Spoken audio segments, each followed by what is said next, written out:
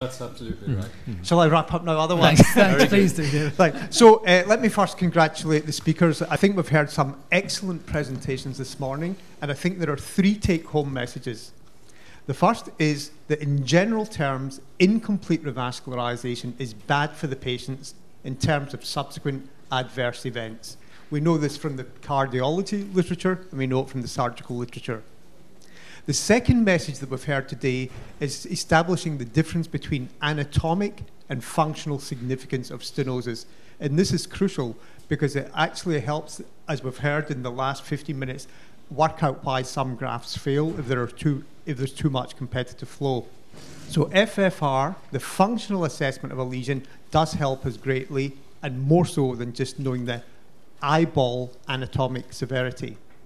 The third concept we've heard today, which is slightly more complex, is the concept of incomplete revascularization.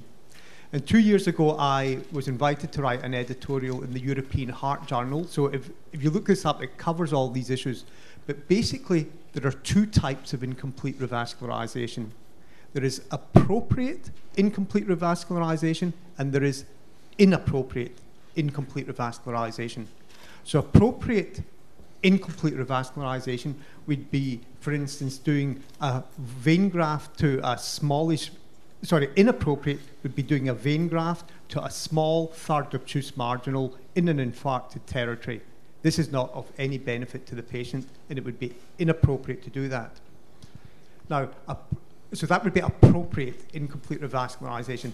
What would be inappropriate is to leave a large occluded LAD without a graft in it. And Philip showed in the syntax data the difference between PCI when there is incomplete revascularization.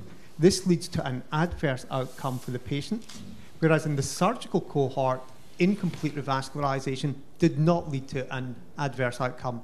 And that's because the incomplete revascularization in the surgical group tended to be small vessels that were quite actually appropriately ungrafted.